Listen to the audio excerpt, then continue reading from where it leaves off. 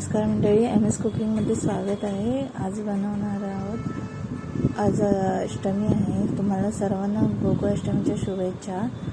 आज बनवणार आहोत शेगल्याची भाजी. इथे शेगल्याची भाजी चिरून घेतली आहे, कांदा घेतला आहे, खोबरं घेतलं आहे आणि मिरची घेतली आहे. गॅसवर कढई ठेवली आहे गरम करायला. कढईमध्ये तेल ओतून थोडं गरम होऊ द्यायचं आहे. तेल आपलं गरम झालेलं आहे. आता याच्यामध्ये आपण कांदा टाकून व्यवस्थित रोस्ट करून घ्यायचा, थोडा लाल कलर येईपर्यंत. आणि ह्याच्यामध्ये आता मिरची ॲड करायची आणि भाजी ॲड करायची. भाजी पण व्यवस्थित फ्राय करून घ्यायची आहे आणि त्याच्यामध्ये मीठ ॲड करू आणि 5 मिनटं झाकण ठेवून शिजू द्यायचं आहे. ती 5 मिनटं झालेली आहेत. आता ह्याच्यामध्ये आपण खोबरं ॲड करू आणि परत 5 मिनटं स्लो फ्लेमवरच शिजू द्यायचे आहे. 5 मिनटांनी आपली भाजी आता रेडी झालेली आहे. आता आपण बनवणार आहोत मटकीची वाफेवरची भाजी. त्यासाठी मी इथे कढई घेतली आहे. गॅसवर थोडंसं तेल टाकायचं आहे. तेल गरम झालं की यामध्ये आपण लसूण आणि कांदा टाकणार आहोत. इथे मी 2 लसूणच्या पाकळ्या घेतल्या आहेत, 1 कांदा घेतला आहे मोठा. आता याच्यामध्ये टोमॅटो ॲड करायचा आहे. आता आपण मसाले ॲड करूया. इथे मी मालवणी मसाला यूज केलेला आहे घरगुती. 2 चमचे, 1 चमचे धना जिरा पावडर आणि 1 चमचा हळद. आता हे तेलामध्ये मसाले व्यवस्थित फ्राय करायचे आहेत 2 मिनटं.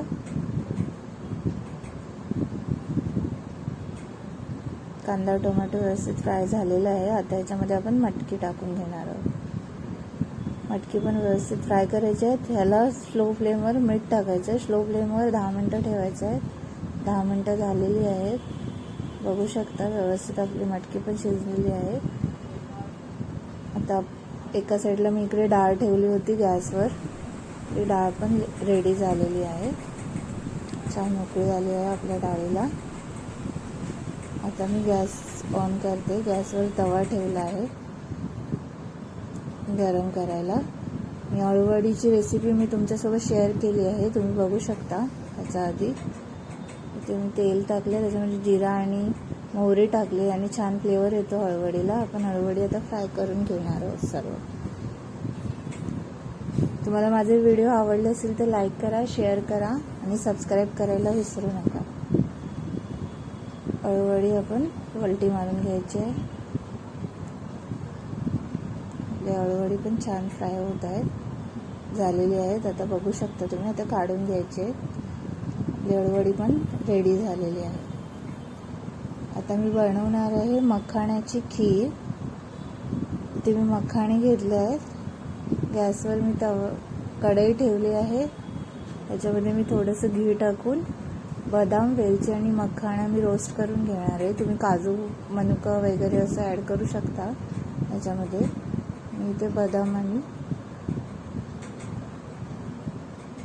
मखाणे ॲड करून 2 मिनटं रोस्ट करून घ्यायचं आहे. त्याच्यातले अर्धे मखाणे थंड करून झाल्यावर अर्धे मखाणे आपण ठेवायचे आहेत अख्खे आणि बाकी सगळं आपण मिक्सरमध्ये वाटून घेणार आहोत. बारीक पेस्ट करून घ्यायची आहे. आपली पेस्ट रेडी झाली, बघू शकता. मी बारीक वाटून घेतलं आहे इथे. तर मी परत कढई ठेवली आहे. त्यात मी अर्धा लिटर दूध गरम करून घेतलं आहे त्याच कढईत. गॅस चालू आहे. आता ह्याच्यामध्ये मी पावडर ॲड करते. ही व्यवस्थित मिक्स करून घ्यायची आहे.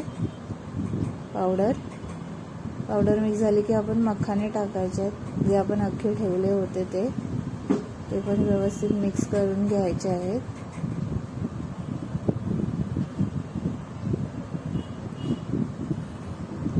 आता याच्यामध्ये आपण साखर ॲड करू.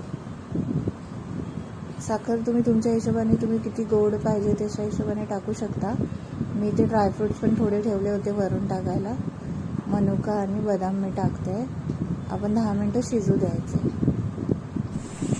10 मिनटं झालेली आहेत. आता बघू शकता किती छानपैकी आपली मखानाची खीर रेडी झालेली आहे. ही लहान मुलांना पण खूप आवडते. तुम्ही त्यांच्यासाठी पण अशी खीर बनवू शकता. आता मी गॅसवर भिडा ठेवला आहे गरम करायला. मी आंबोळ्या बनवणार आहे. भिडा व्यवस्थित गरम होऊ द्यायचा आहे, नाहीतर आंबोळ्याला प्रॉब्लेम होतो. चांगला गरम होऊ द्यायचं सर्व पाणी. इथे आंबोळ्याचं मी बॅटर रेडी करून ठेवले होते. ह्याची रेसिपी मी लवकरच तुमच्यासोबत शेअर करेन. भिडा आपला चांगला गरम झाला आहे. ह्याला आपण तेल लावून घ्यायचं आहे. तेल व्यवस्थित लावायचं आहे आणि ह्याच्यावर आंबोळ्याचं पीठ पसरवायचं आहे.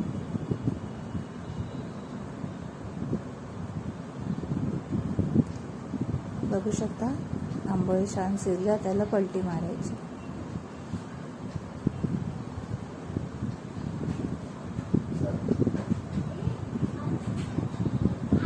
मालवण साईडला आंबोळी, शेगलाची भाजी, उसळ अशा गोष्टी श्रीकृष्णांच्या जन्माच्या वेळी ह्याने उपवास सोडला जातो रात्री.